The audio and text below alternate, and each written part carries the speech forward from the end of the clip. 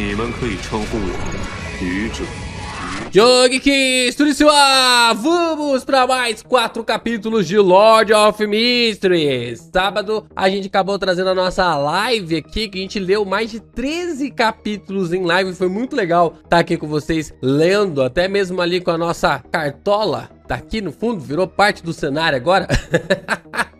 Nossa cartola, lendo de cartola. Na próxima live eu vou trazer uma bengala, né? E aí vai ficar top, né? E pouco em pouco a gente vai construindo o nosso outfit, né? Não deixe de continuar aqui contribuindo, né? Na verdade, continue contribuindo aqui para os capítulos de Lord of Mysteries. A gente sempre tá trazendo mais conteúdos. Essa semana continuamos aqui trazendo os nossos vídeos, né? Os nossos vídeos com 4 capítulos, 5 capítulos, como eu comentei com vocês no dia ali da live, né? Então essa semana prosseguimos também, mas continuem contribuindo pra gente manter de forma bem ativa aqui os conteúdos para o canal. Bora lá então pra gente ler mais 4 capítulos de Lord of Mysteries.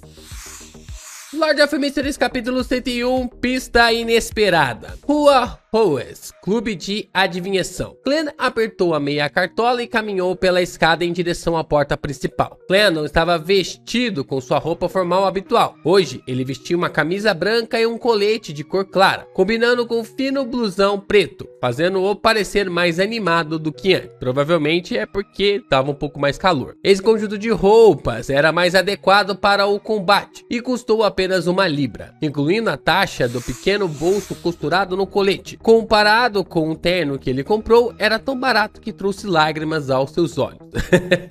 Ele acariciou ali o revólver em seu coldre, assim como as garrafas de metal em seu minúsculo bolso interno. Clan então pegou o retrato e entrou no clube de adivinhação. Sem nenhuma surpresa, ele encontrou a bela atendente Angélica. Boa tarde, Sr. Bonnet. Achei que você viria só daqui a alguns dias. Angélica foi pega de surpresa antes de revelar imediatamente um sorriso brilhante. Clan tirou o chapéu e suspirou. Boa tarde, senhorita Angélica. Eu tive um sonho ao meio-dia. Sonhei com o Sr. Hanás Vicente e assuntos relacionados a ele. Você sabe como adivinho, não posso ignorar nenhum sonho. Pode ser uma revelação do divino. Confusa com suas palavras de charlatão, Angélica assentiu pensativa e perguntou por curiosidade. Com o que você sonhou? Eu vi Hanás Vicente discutindo com alguém. Clan passou a ela o pedaço de papel dobrado em sua mão. Enquanto Angélica desdobrava o retrato, ele beliscou sua glabela e observou a cor de suas emoções. Esta pessoa. Angélica olhou para o retrato realista e mergulhou em pensamentos profundos. Clan viu suas emoções se transformarem em pensamento azul, uma reação normal. Esta pessoa, Angélica murmurou mais uma vez. Ela lentamente olhou para cima e disse: eu o conheci antes. A mente de Clan girou quando ele imediatamente perguntou: quando? Não lembro a data exata, talvez 1 mês atrás. Eu ouvi-o acompanhando ali com o Sr. Vicente até a porta, discutindo algo em voz baixa. Tenho uma profunda impressão dele por causa de suas sobrancelhas grossas e bagunçadas, assim como o raro sorriso do Sr. Vicente, descreveu Angélica ao se lembrar. Sim, ele tinha um par de olhos acinzentados e, como a maioria dos homens de sua idade, tinha pouco cabelo na cabeça. Você o encontrou de novo antes ou depois disso? Perguntou Clan gentilmente. Angélica balançou a cabeça. Não, tenho certeza de. Eu nem sei o nome dele. Para ser honesta, se não fosse você, eu teria suspeitado que qualquer pessoa que me mostrasse um retrato como este fosse ali um policial investigando a morte do Sr. Vicente. Peraí, ficou estranha essa leitura. Não, tenho certeza disso. Eu nem sei o nome dele. Para ser honesta, se não fosse você, eu teria suspeitado que qualquer pessoa que me mostrasse um retrato como este fosse um policial investigando a morte do Sr. Vicente.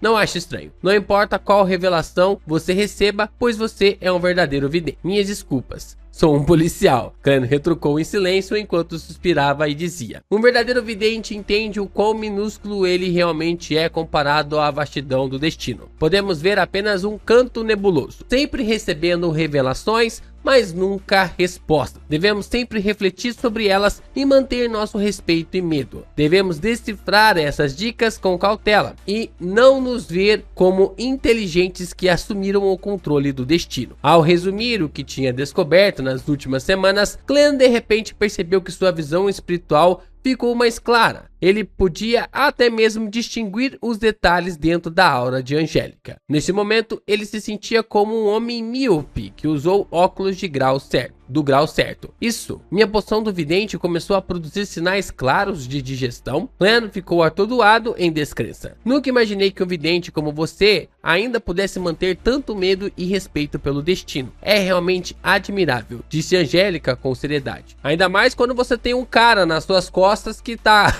controlando ali o seu destino, né? Ele tinha visto muitas pessoas no clube de adivinhação que afirmavam ver a verdade e ter, na verdade ela, né? Ela tinha visto muitas pessoas no clube de adivinhação que afirmavam ver a verdade e ter a capacidade de mudar o destino depois de aprender alguns métodos de adivinhação. Clan retraiu seu olhar e riu. Quanto mais você souber, melhor poderá entender o quão pequenos realmente somos. Enquanto dizia isso, ele verificou a condição de seu corpo e refletiu sobre suas experiências passadas. Ele poderia basicamente restringir a essência da técnica de atuação a ações correspondentes ao nome da poção. Compreensão das leis ocultas que regem a função, bem como o cumprimento estrito dessas leis. Só assim ele poderia mudar o estado de seu corpo, coração e alma, tornando-os mais próximos da psique remanescente na poção, de modo a digeri-la aos poucos. O reconhecimento da identidade de um vidente é apenas um fator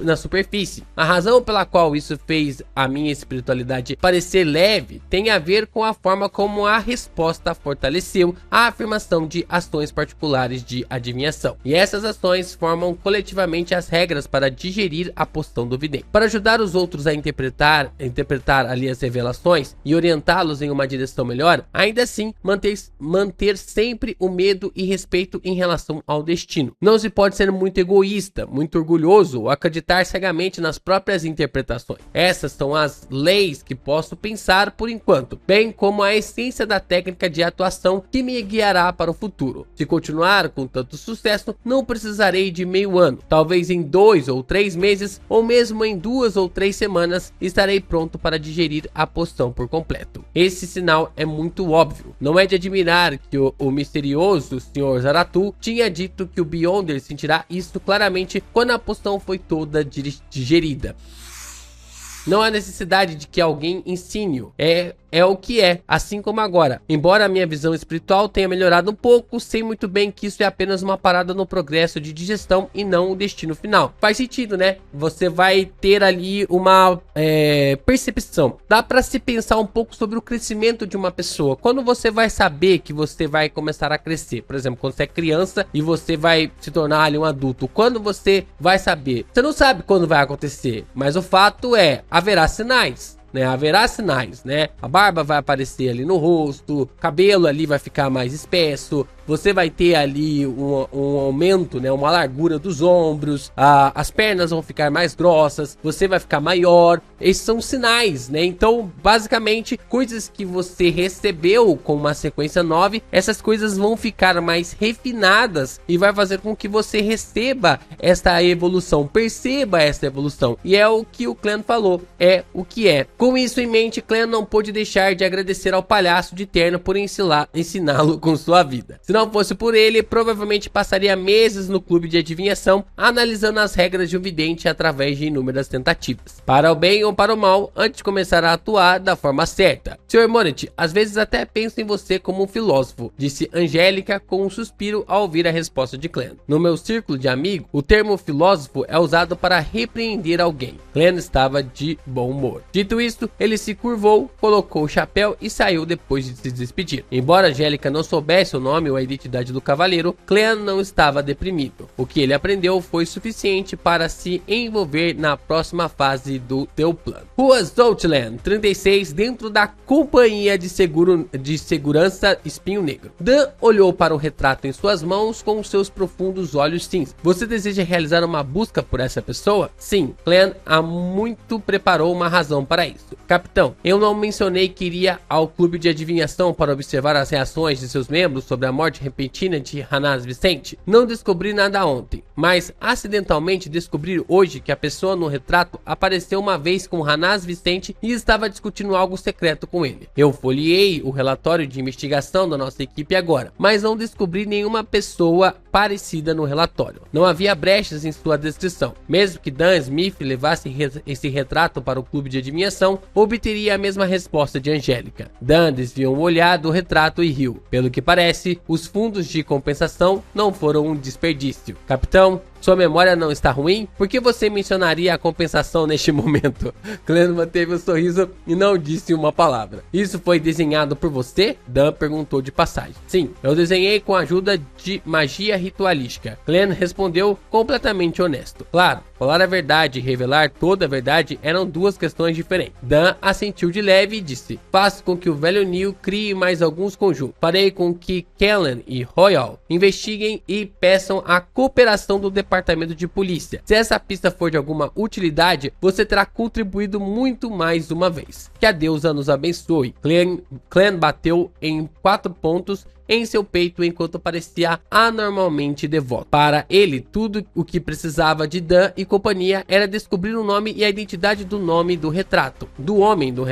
Ele poderia adivinhar sua localização acima da névoa cinza. Apesar de ser seu dia de folga, Clem não voltou para casa de imediato depois de deixar a companhia de segurança Espinho Negro. Em vez disso, ele pegou a carruagem pública para o porto e chegou em frente à entrada do bar do Dragão Maligno. Em suas considerações, embora um vidente carecesse de meios para entrar em combate direto com o inimigo ou de lançar feitiços com rapidez, o combate poderia ser classificado de várias maneiras. Nem todas as batalhas eram encontros casuais, contanto que ele tivesse tempo suficiente para se preparar. Um vidente poderia lidar de forma semelhante com o inimigo, usando magia ritualística. Foi exatamente assim que ele resolveu o incidente de adivinhação do espelho mágico na casa de Selena. Isso também significava que era melhor que o vidente trouxesse os óleos essenciais, ervas e pequenas velas para evitar ficar em uma situação em que tais materiais não estivessem disponíveis quanto fossem mais necessários, resultando assim em uma morte indefesa. Assim, nem todo mundo era como Selena, que tinha toda uma variedade de itens de misticismo que poderiam ser usados. Quanto aos que ele solicitou, como Clem praticava com frequência, já tinha usado a maioria dele. Ele guardou o que sobrou em seu minúsculo bolso interno. Ele deu um tapinha na nota de dinheiro em seu bolso e abriu a porta do bar do Dragão Maligno e entrou. Era meio-dia e não havia muitos clientes no bar. Tampouco havia luta de ratos ou lutas de boxe. Estava quieto e não animado o suficiente. Clem observou os convidados bebendo cerveja e jogando cartas, enquanto caminhava em direção à sala de bilhar que levava ao mercado negro. Nesse momento, ele viu um velho musculoso sair com uma jaqueta rasgada de almirante sobre os ombros. Você é o amigo que o velho Neil trouxe da última vez. Cheirando a álcool, o velho de olhos azuis e cabelos castanhos bagunçados avaliou Clem e riu. Clem adivinhou sua identidade, tirou o chapéu e fez uma referência. Sim, como posso me dirigir a você? O velho Neil sempre menciona você. Eu sou o chefe aqui, Swain. Os braços do velho de olhos azuis eram grossos e musculosos. Ele tinha músculos firmes e o porte de um oficial militar. Ex-capitão dos punidores mandatários de Tingen. Há rumores que ele já fez parte da Marinha Real. Clem respondeu educadamente. Certo, se você precisar de dinheiro, sinta-se à vontade para me procurar. Swain riu quando mencionou antes de caminhar em direção ao balcão do bar. Neste momento, o coração de Clem se agitou quando ele imediatamente chamou. Espere um momento, Sr. Swain. Tenho algo que gostaria de pedir a você. Swain parou em seus passos, virou-se no meio do caminho e disse com uma risada. Você parece bem, muito parecido. Não estou tendo problemas de memória. Os cantos dos lábios de Clem se contraíram quando ele apontou para o retrato que desenhou e perguntou: você já encontrou este cavaleiro antes? De repente, ele percebeu que Selena provavelmente tinha sido trazida por Hanaz Vicente para o mercado negro. Isso resultou no conhecimento de Elizabeth sobre o bar do Dragão Maligno também. Então, o homem no retrato que tinha algum relacionamento com Hanaz Vicente poderia ter vindo aqui antes. Swain deu uma olhada cuidadosa e respondeu em afirmação. Eu me lembro dele. Ele me perguntou se eu tinha documentos ou itens relacionados ao pico principal da Cordilheira Ornace. Documentos e itens relacionados ao pico principal da Cordilheira Ornaces? Clem ficou surpreso quando de repente conectou isso a outro assunto. Quando ele estava pegando emprestado a edição do jornal relacionado ao pico principal da Cordilheira Cordilheira Ornassus na biblioteca de Deweyville, o bibliotecário mencionou casualmente que alguém tinha acabado de devolvê-lo. Portanto, ele ainda se lembrava muito bem e não precisava folhear seus cartões de visitas para determinar se o homem existia. O cavaleiro que pegou emprestada a edição do jornal antes de mim pode ser aquele no retrato? O senhor que presenciou a troca do caderno da família Antígonos? Olha só, a gente adivinhou o plot.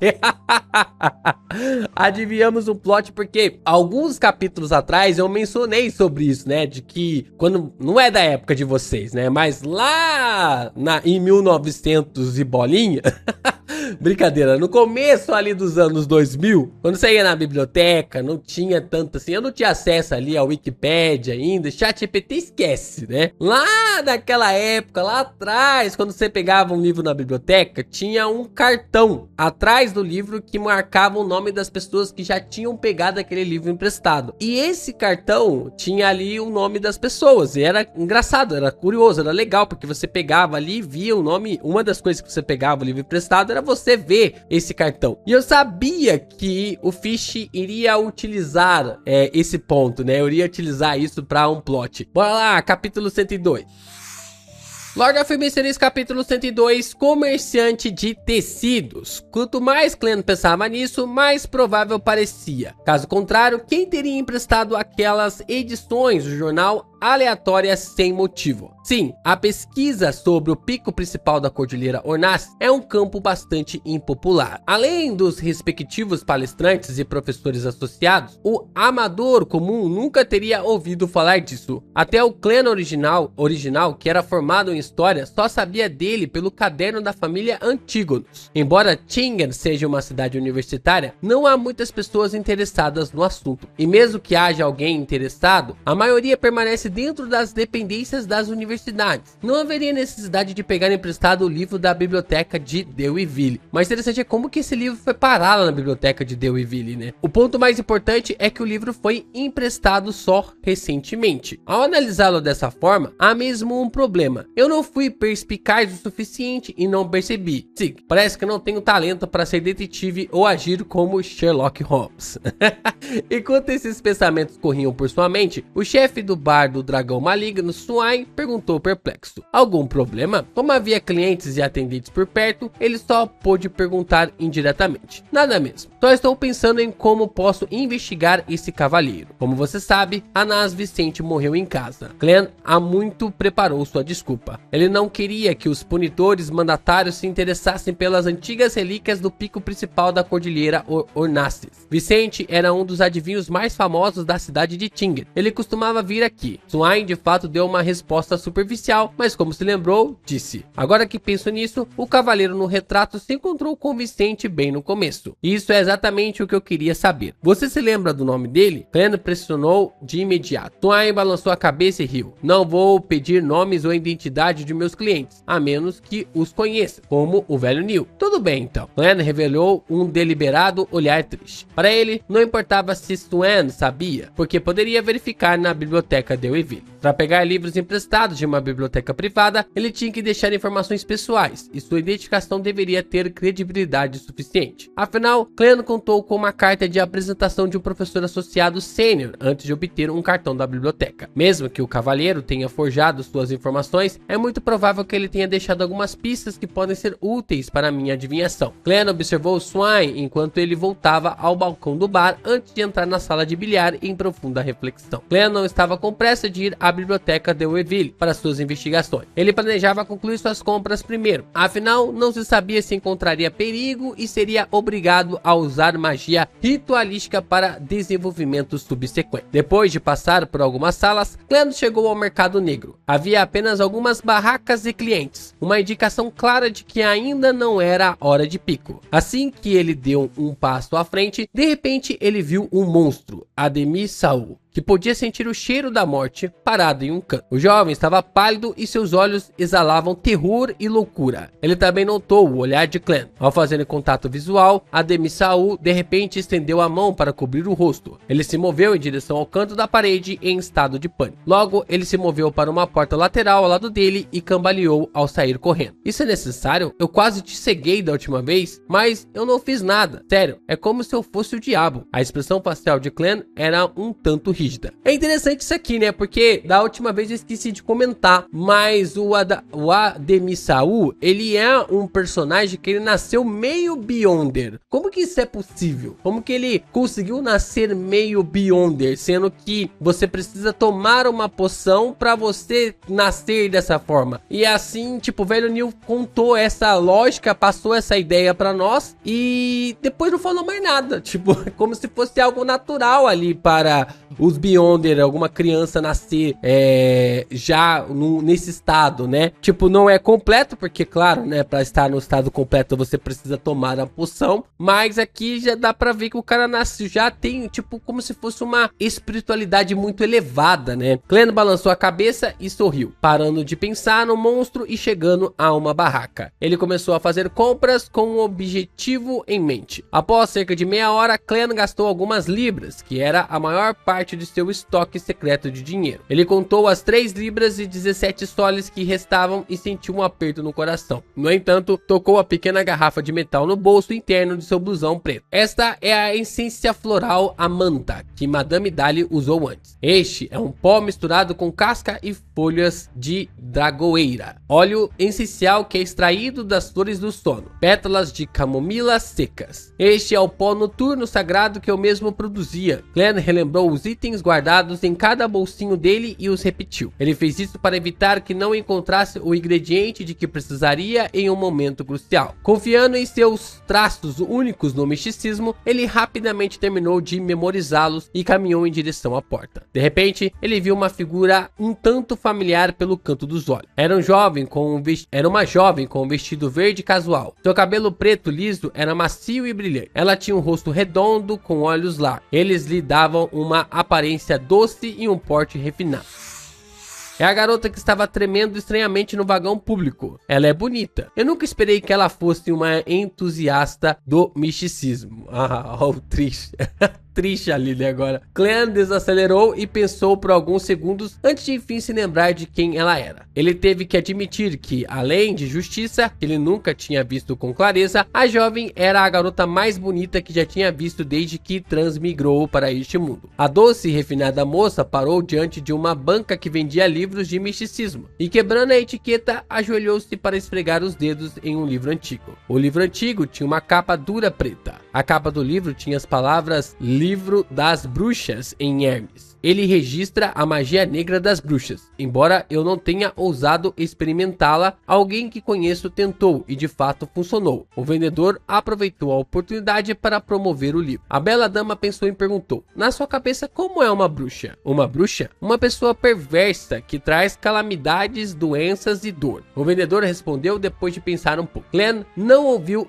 Se parar para pensar, faz bastante sentido com a descrição que o caminho do assassino tem, né? Clem não ouviu a conversa porque já tinha saído rapidamente pela porta da frente. Ele estava correndo para a biblioteca de Weville com pressa para resolver tudo antes de voltar para casa para preparar o jantar para seu irmão e irmã. Sopa de rabo de boi com tomate estava no menu. Backland Club Relva coroada. Audrey Hall usava um longo vestido branco com engageantes e babados nas pontas. Além de renda no peito, ela ficou em uma sala VIP e observou os cavalos galopando. Ela usava um chapéu velado decorado com fitas azuis e flores de seda e um par de luvas de rede de cor clara. Seu olhar frio e distante parecia deslocado no local movimentado. No momento em que o cavalo de corrida batia na fita, seu amigo, o Visconde Clant, aproximou-se e disse com voz abafada: Audrey, toda vez que a vejo, você está linda de um ângulo diferente. Como posso ajudá-lo? No passado, Audrey poderia ter se deliciado com o elogio do jovem. mas agora ela podia ver os motivos ocultos de Glant por meio de sua fala e atitude. Devido ao falecimento precoce do pai de Glant, ele herdou seu título de nobreza aos 20 anos. Seu corpo era um pouco magro. Ele olhou para a esquerda e para a direita, depois riu baixinho ao dizer: Audrey, eu conheço um verdadeiro Beyonder. Um Beyonder que não pertence à família real. Você me desapontou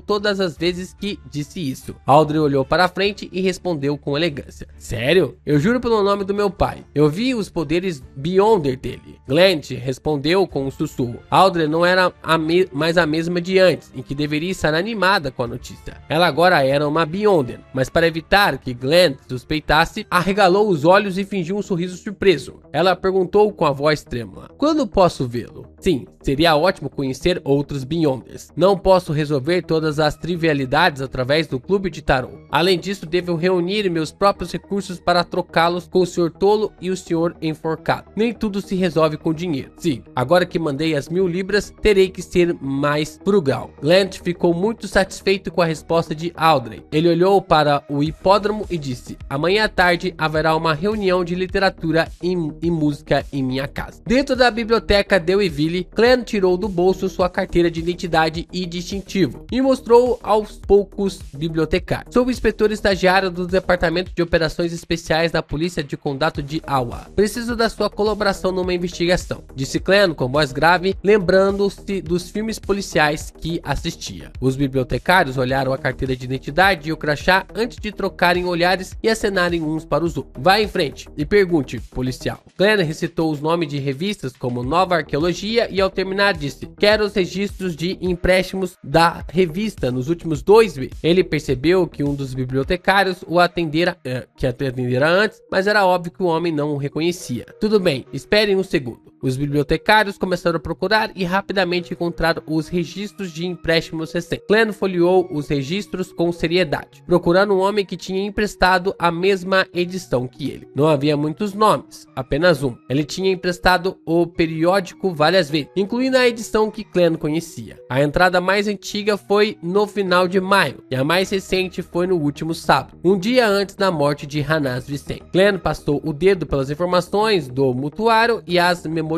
Sirius Arapis, comerciante de tecidos, residente da rua Owes, 19. Interessante, né? A gente tem essas informações, esses detalhamentos, né? Se eu não me engano, esse Sirius, ele vai acabar virando um Beyonder corrompido, né? É um Beyonder caído. Então o que me chamou a atenção foi essa questão aqui da Audrey, né? Porque é um plot novo, né? Um plot inédito aqui em relação à animação, né? Nós não tivemos esses detalhes aqui de forma muito explícita na animação, mas vamos ver se trata realmente ali de uma fraude ou se é um Beyonder de verdade. Bora lá para o capítulo 103. Lord of Mysteries capítulo 103, satisfazendo o coração. Ele reside na rua Owes 19? Enquanto memorizava as informações, Glant notou com atenção uma informação. Sim, Welsh morava na rua Owes. O clube de adivinhação fica na rua Owes.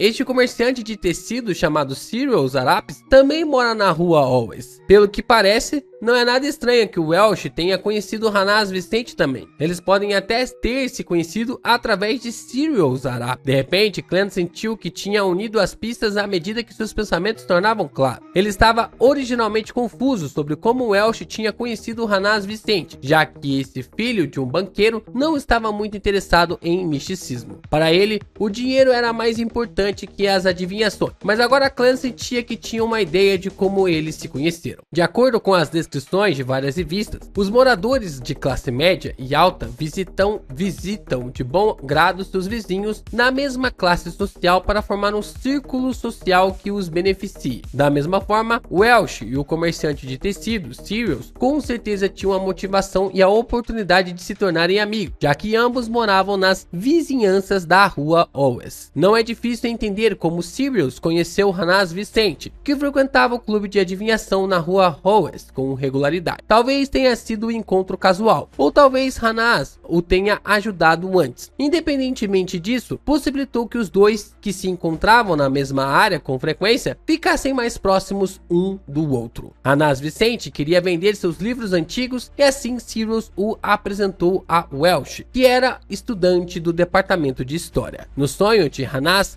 havia a figura do suposto deus maligno, o verdadeiro criador. Ele também conhecia o formato de encantamento adequado. Isso prova que ele tinha se aprofundado muito no reino do misticismo. A possibilidade de que ele tenha sido membro de alguma organização secreta não pode ser descartada. Não posso descartar a possibilidade de que ele se juntou a alguma organização secreta sob a influência de Sirius. Com as ideias surgindo com tanta facilidade, Cleon percebeu que a informação que o homem tinha deixado para trás apresentava um certo nível de credibilidade, mesmo sem usar métodos de adivinhação. Mesmo que não se chame Sirius Arapis, nem trabalhe como comerciante de tecidos e não more na rua Always 19, ele com certeza mora pelo menos em algum lugar próximo. Enquanto essas ideias passavam por sua mente, Cleon examinou os registros de empréstimos mais uma vez com essa nova linha de pensamento. A última vez que ele veio à biblioteca de Weville foi no último sábado, um dia antes da festa de aniversário de Selena, que também foi um dia antes da morte de Hanaz Vicente. Já se passaram vários dias desde então, mas ele não devolveu os exemplares emprestados. De acordo com os registros anteriores, se ele pegasse emprestado apenas 2 edições, geralmente as devolvia no dia seguinte. Isso pode indicar que ele sabia da morte de Hanaz e estava com tanto medo de ser suspeito a ponto de não ousar mais voltar à biblioteca de Weville. Sim, ele começou pegando emprestado vários livros e periódicos de histórias não relacionados até reduzir ao que precisava, o que é muito semelhante ao que eu fiz. Isso significa que não havia ninguém ensinando-o. Não havia nenhum professor associado sênior do departamento de história de uma universidade. Ele fez isso apenas por tentativa e erro. O que um alvo chocado faria? 2 escolhas. 1. Se ele tivesse todas as informações necessárias, iria direto para o pico principal da Cordilheira Ornastes. 2. Se ele ainda não as tivesse, ficaria quieto e observaria a situação. Ele só se mostraria de novo se tivesse certeza de que a morte de Hanaz não o implicaria. Tendo chegado a essa conclusão, Cleon fechou os registros de empréstimo e os devolveu ao bibliotecário. Ele então pegou o retrato e perguntou se alguém tinha visto o homem. Infelizmente, muitas pessoas vinham pegar livros emprestados todos os dias, e os bibliotecários não tinham a menor impressão de uma pessoa comum. Tudo bem, obrigado pelo seu tempo. Cleon guardou seus documentos de identificação e seu distintivo. Ele não tinha intenção de continuar a investigação sozinho. Isso não era apenas perigoso, mas também problemático. Ele planejava ir para a rua Zoutland mais uma vez e entregar o caso ao capitão e a seus companheiros. Em seguida, iria para casa e prepararia uma sopa de rabo de boi com tomate para seus irmãos, antes de ir para o mundo acima da névoa cinza para adivinhar o paradeiro e a condição do alvo. Policial, há mais alguma coisa? Um bibliotecário perguntou com sinceridade enquanto soltava um suspiro de alívio. Cleon assentiu de leve e respondeu: não, voltarei se houver novas pistas. Ele segurou sua bengala preta com a mão esquerda e foi até a porta. Neste momento, ele viu um homem entrar na biblioteca com a cabeça baixa. Ele estava vestido com um casaco trespassado com golas altas. Quando passaram um pelo outro, Cleon percebeu que o homem tinha sobrancelhas grossas e bagunçadas, com um par de olhos azul acinzentado. Essas eram coisas que o colarinho alto não conseguia esconder. Sirius Arapis? Uma coincidência? Cleon congelou. Ele não esperava encontrar seu alvo aqui. Caramba,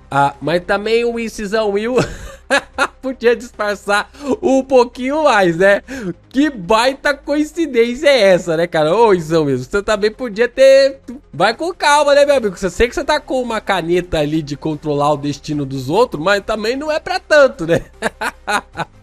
Brincadeira, né? Brincadeira. Claro que o Cleon não tinha como saber, né? A gente que tá lendo a obra através de já ter acompanhado o anime que consegue perceber essas coincidências. Que tipo de sorte é essa? Não é muita coincidência? Cleon avaliou a própria condição física e sentiu seus músculos doloridos. Assim, ele agiu como se nada tivesse acontecido e continuou caminhando em direção à porta. Bem, temos que seguir o que o nosso coração nos diz. Segurança em primeiro lugar. Não importa se perdi essa oportunidade desde que Sirius ainda esteja em Tingen. Nesse momento, um homem de jaquetão chegou diante do balcão e entregou os periódicos a um dos bibliotecários. É uma devolução, ele disse com um tom suave e abafado. O bibliotecário recebeu os exemplares casualmente e quando os viu, congelou de repente. Ele olhou para cima por instinto e de forma diferente, pois seu corpo não podia deixar de tremer. Algum problema? O homem perguntou com voz profunda. Sua pergunta parecia uma faísca que acendeu um fusível, fazendo com que o bibliotecário perdesse o autocontrole no mesmo instante. Ele correu para o lado e gritou: "Policial! O criminoso está aqui!" Neste momento, Clem, que não tinha saído do prédio, xingou loucamente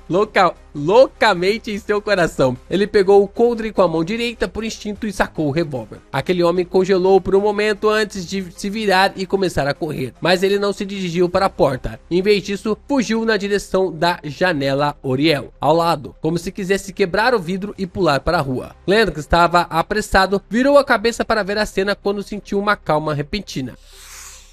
Ele percebeu que, embora estivesse com medo do alvo, seu alvo tinha mais medo dele. Um homem deve ser incapaz de determinar minhas habilidades em um encontro tão abrupto. Ele não tem certeza das minhas aptidões e, portanto, evitará um confronto direto por natureza e procurará outras maneiras de escapar. Confiante em sua análise, Clem ergueu o revólver e puxou o gatilho. Nesse momento, o homem de jaquetão rolou de repente no chão na tentativa de desviar da bala. Em seguida, ele pressionou o chão com a mão direita e se lançou ao ar em direção à janela Oriel. Clique! A primeira bala de Clem errou, mas isso era algo esperado. Ele aproveitou a incapacidade de Cyril de se esquivar enquanto estava no ar para mirar em seu torso e puxou o gatilho. Bang! As balas prateadas antidemônios rasgaram o ar e penetraram direto nas costas de Sirius. Crash! O vidro se estilhaçou e Sirius voou pela janela, deixando gotas de sangue carmesim nos fragmentos de vidro cristalino e no parapeito da janela. Clem não estava mais com medo agora que o alvo estava ferido. Ele correu e pulou pela janela com a ajuda de uma cadeira. Esta era a área nos fundos do andar térreo da biblioteca Deweyville. Uma fileira de árvores isolava um campo verdejante. O ferido Sirius correu para o lado na tentativa de entrar em um pequeno beco entre os dois prédios. Não tendo praticado tiro em alvos em movimento, Clem não ousou atirar às cegas. Ele só pôde carregar sua bengala em uma mão e sua arma na outra, enquanto perseguia um homem de casaco preto. Tap, tap, tap. Clem seguiu o rastro de sangue no chão e tentou diminuir a distância. Com uma curva chegando, a velocidade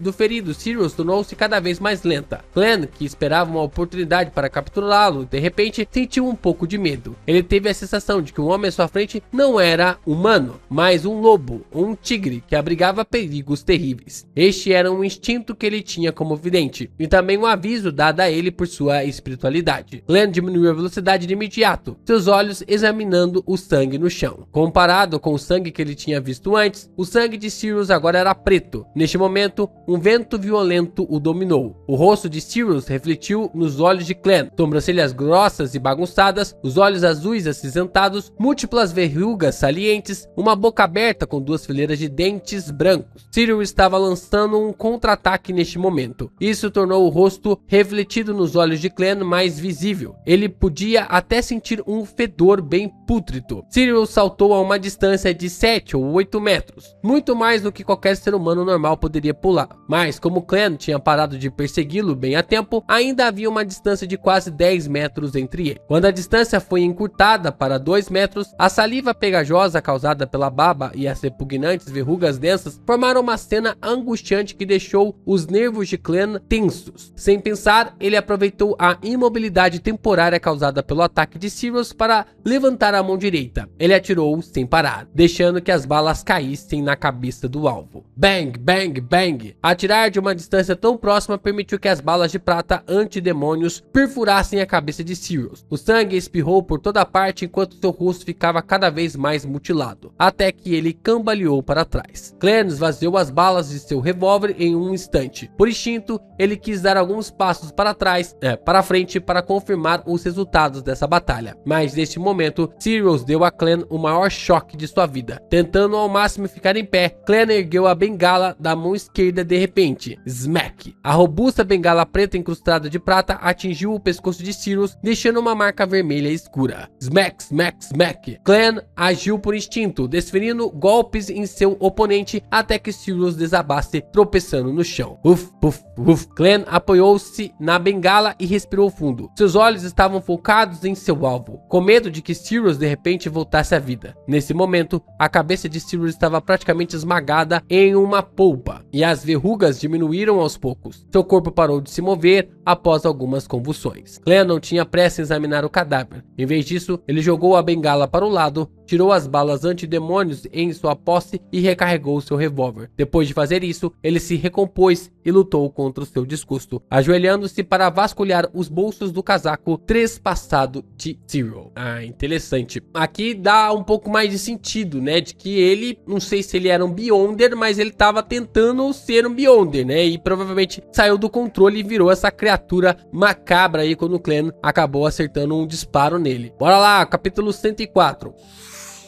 Lord of Mysteries, capítulo 104, Sr. Z. Um bolso, 2 bolsos, 3 bolsos. Clan logo encontrou uma carteira manchada de sangue, um cartão da biblioteca Deweyville, 2 pares de chaves de latão, um cachimbo não recheado, uma adaga embainhada e algumas cartas cuidadosamente dobradas. Colocando tudo no chão, exceto as cartas, Clan se endireitou e olhou para a carteira. Ele confirmou que havia apenas pouco mais de 10 soles e alguns centavos de cobre. O artesanato da carteira é bastante requintado. É uma pena. Clan suspirou, sentindo-se um pouco distraído. Se eu não gastasse tanto do meu estoque particular de dinheiro, comprar uma carteira estaria na minha agenda hoje. Depois de balançar a cabeça, Clan abriu as cartas e rapidamente as examinou. Caro Sr. Z, por favor, permita defender-me. Quando Hanaz e eu vendemos o caderno da família Antígono, não foi estupidez ou traição. Não parecia especial de forma alguma quando estava em nossas mãos. Suspeito que esteja vivo e que seja um item perverso armado com certa vida e sabedoria. Era algo perigoso que precisava ser selado. Em diferentes fases e perante diferentes pessoas, apresenta diferentes conteúdos. Este é um fato comprovado que aprendi com um cordeiro na delegacia. Cordeiro na delegacia. O que significa esse cordeiro aqui? Deve ser um codinome, só que não há nenhum destaque na gringa, né? Ou deve ser algum codinome mesmo.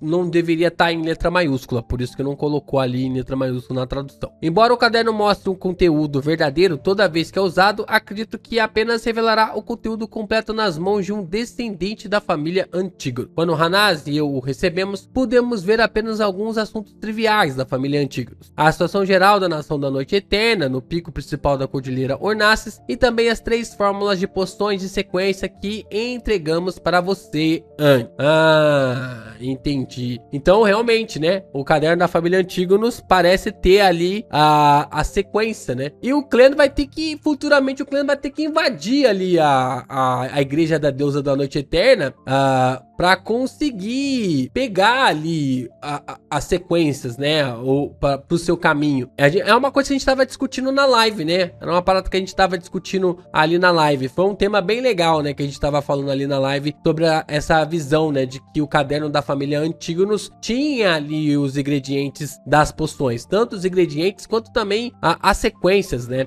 Quando Hanaz e eu recebemos, podemos ver apenas... Essa aqui eu já vi, que apresentou, não foi... Tá. Como você sabe, a Ordem Secreta tem um caminho do vidente em seu alcance e possui poderosas habilidades de rastreamento. Então Hanaz e eu acreditávamos que seria uma jogada arriscada continuar mantendo o caderno. O valor que nos apresentou não foi o suficiente para assumirmos o risco. Como não podíamos esperar por sua resposta, concordamos entre nós em vender o caderno para o Welsh, que morava na mesma rua. Ele gostava de colecionar relíquias e livros antigos e podia pagar um alto preço por isso. Quanto aos desenvolvimentos subsequentes, você já está ciente disso. Essa é a primeira coisa que gostaria de explicar. Enquanto escrevo essas palavras, Hanaz está morto. Ele morreu devido a um ataque cardíaco durante o sono. Isso deve ser uma bênção de Deus, para impedi-lo de sofrer o resultado de cair nas mãos dos hereges. Caramba, então tipo assim, olhando assim meio que por cima, parece que tudo aconteceu de uma forma sem querer, né? Só que até esses caras estão sendo manipulados ali pelo Mrs. Unwill, né? Porque tudo vai levar para que o Winston Will consiga roubar aquele item da batalha final, né, da primeira temporada, né, que leva à morte do Dan. O Dan precisa daquele item, que eu não vou lembrar o nome daquele item. O Dan precisa daquele item para derrotar aquela criatura. Aí eles salvam Tingen e aí chega o Winston Will roubando o item que estava na mão ali, né, o artefato selado que estava nas mãos ali do Dan. Acaba sendo algo bem legal de ver essa comparação, porque se você está vendo o núcleo de dentro, parece que tudo é o acaso, né, ou tudo meio que foi acontecer algo sem querer. Só que você está vendo o núcleo de fora, você consegue perceber que alguém está manipulando as coisas, né? Alguém está marionetando tudo ali. Não tive escolha a não ser me mudar para um lugar mais seguro, mais escondido. Não tive coragem nem de sair de casa. Por sorte, o cordeiro me disse que a razão pela qual Hanaz estava sendo observado pelos hereges não era por causa do caderno da família Antígono, nem sua identidade foi exposta. Só que ele tinha aceitado uma discípula tola na esperança de desenvolvê-la lentamente em um de nós. Sua discípula deu uma olhada em seu encantamento secreto e tentou a adivinhação mágica enquanto um herege falcão noturno estava assistindo. Acredito que você pôde adivinhar o resto da história, então não há necessidade de descrevê-la. É uma pena que a posição do cordeiro não seja alta o suficiente, então os detalhes reais não podem ser determinados. Provavelmente o cordeiro aqui seja ali o Lenevus, né? A partir de vários comentários, parece que os hereges ainda não suspeitaram de mim. Suas investigações foram interrompidas devido à morte repentina de Hanaz. Portanto, voltarei às ruas e pretendo pegar emprestado mais algumas edições de jornais da biblioteca de Deweyville para procurar mais pistas. Como uma facção que também tinha o caminho do vidente em suas mãos, a família Antígonos deve ter tido algumas adivinhações sobre sua dizimação. Eles devem ter deixado para trás tesouros secretos que permitiriam o renascimento da família. Há razões suficientes para acreditar que o tesouro está escondido no pico principal da Cordilheira Ornaz, que está em uma das relíquias da Nação da Noite Eterna. Tendo lido isso, as pupilas de Clem se contraíram rapidamente. Ele quase deixou a cair a carta. O caminho que a família Antígonos tinha ao seu alcance era o caminho do vidente? Que coincidência! Olha, isso aqui não ficou tão explícito na animação, né? Na light novel fica muito claro aqui que se trata realmente do caminho do vidente, né? Eu fiquei surpreso agora, porque eu já suspeitava que era isso, né? Só que na animação eles deixam pra lá, né, essa base. Aqui revelou com 104 capítulos, né? Confirmou, na verdade, né? Com 104 capítulos nesse sentido. O trovão pareceu explodir na cabeça de Clem repetidas vezes, deixando-o atordoado. Ele sentiu como se fosse o destino. O caderno que levou à morte do Clem original e indiretamente me ajudou a transmigrar, originou-se da família Antígonos, que tem o caminho do vidente em suas mãos. O que no fim me fez escolher a poção do vidente foi o diário do Imperador Roseli. Enquanto o Imperador Roseli desenvolveu uma impressão positiva da sequência do vidente por causa do misterioso Sr. Zaratu, que era o líder da Ordem Secreta, que também tem o caminho do vidente em suas mãos. Isso é como uma rede sufocante costurada pelo destino. O que exatamente está por trás de tudo isso? Clem segurou a carta e andou de um lado para o outro. Ele precisava verificar o conteúdo com outras fontes. Será que o Zaratu também não tinha acesso ali à pena, né, que tava com que hoje tá com o Winston Will? Porque pelo que parece é basicamente isso, né? Porque ele tá conduzindo, ele costurou todas essas amarras. Pode ser que ele estivesse ali com a pena durante todo esse tempo, né? Sim, a ordem secreta que a família Zaratu controla está rastreando e procurando os pertences deixados pela família Antígono. Se ambas as partes compartilhassem a mesma sequência Beyonder, haveria uma razão e um motivo suficientes. Talvez seja para preencher as sequências que faltam, obter ingredientes raros para um avanço na sequência ou cobiçar as experiências acumuladas da outra parte para evitar a perda de controle. Seguindo essa linha de pensamento, é bastante razoável que a família Antígonos tenha pelo menos parte do caminho de sequência do vidente. Sim, quando estava adivinhando pistas sobre a poção do palhaço, as imagens que surgiram eram principalmente relacionadas à família Antígono. A única exceção foi o palhaço de terno da Ordem Secreta. Portanto, o verdadeiro significado por trás do simbolismo é que cada cena carrega a possibilidade de obter a poção do palhaço em uma pista. No entanto, não entendi o cerne da questão e lamentavelmente as perdi. Com as duas evidências evidências corroborantes, Clan quase acreditou nas questões que Sirius tinha colocado na carta. Ele também entendeu porque ouvia constantemente a palavra Ornastes nos murmúrios que não deveria ouvir. A primeira ocorrência desse acontecimento foi quando consumi pela primeira vez a poção do vidente. Ele usava uma expressão séria enquanto pensava consigo mesmo. Enquanto isso, ele adivinhou que ser um sobrevivente daqueles que fizeram contato com uma relíquia da família Antígonos e tornar-se um Beyonder do caminho do vidente eram duas condições necessárias para ouvir os murmúrios, dizendo Ornaste. Há mesmo um tesouro secreto enterrado nas ruínas antigas no pico principal da cordilheira Ornastes pela família Antígono?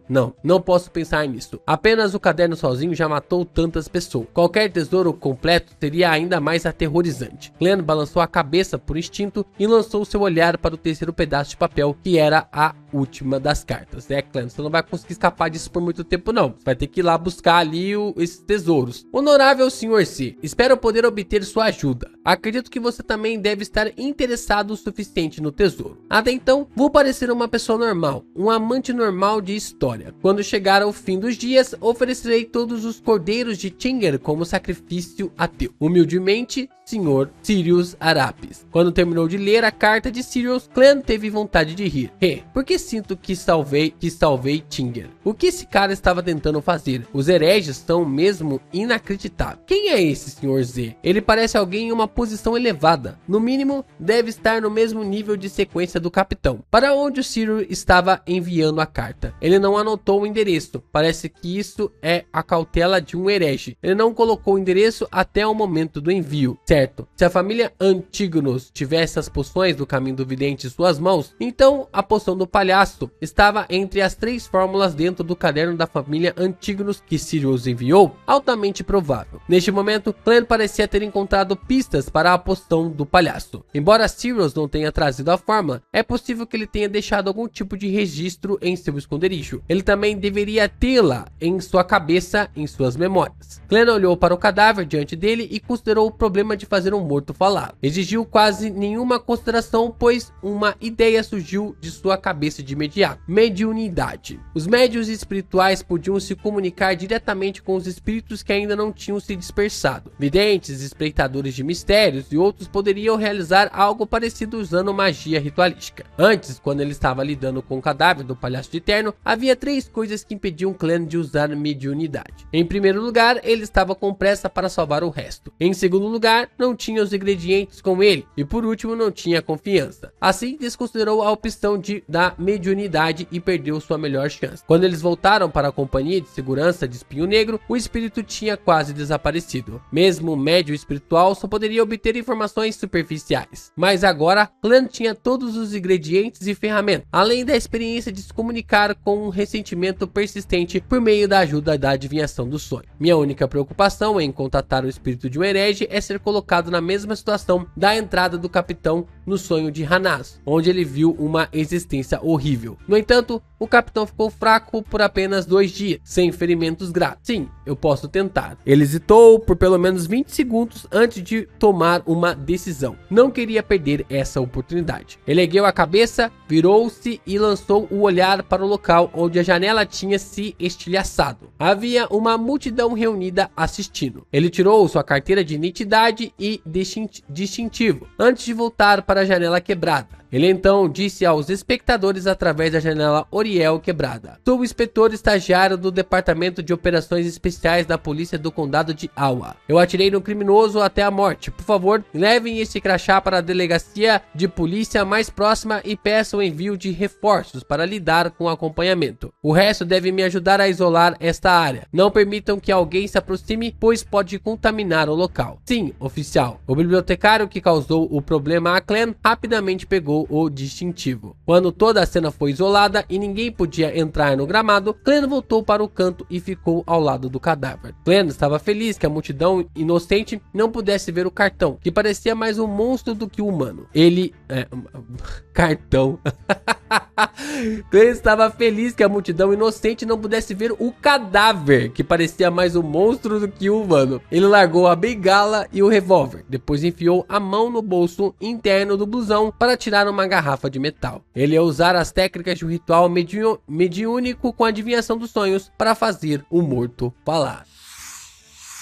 Meus amigos, agora o clã vai ter um pouco mais de noção sobre os seus poderes, sobre suas habilidades, como chegar ali naquele estado que ele tanto quer, né, nos status que ele tanto quer. Bom, chegamos aqui no capítulo 104, né, caramba, é menos de 2 meses, acho que tem menos de 2 meses, né, menos de 2 meses, a gente começou a ler ali entre setembro e outubro, provavelmente acho que foi no final de setembro que a gente começou a ler, eu não lembro agora quando a gente começou a ler, mas foi no final de setembro ali, no começo de outubro, mas a gente chegou no capítulo 104, a gente tá avançando bem rápido, graças a vocês a gente tá avançando bem rápido, então continuem fortalecendo ainda mais nossas leituras através aqui das suas contribuições, seja através do Pix, que ficou aí na transmissão durante o tempo todo, seja através aqui do teu valeu, né, mandando aqui o valeu para contribuir ainda mais com os conteúdos de Lord of Mysteries. Amanhã a gente traz 5 capítulos aqui, a gente vai até o capítulo 105, 106, 107, 108, 109, vamos até o 109 de forma muito direta, chegando já, alcançando, já quase ultrapassando ali a unidade, né, de 10 ali, chegando ao capítulo 110 quase. A gente se vê amanhã.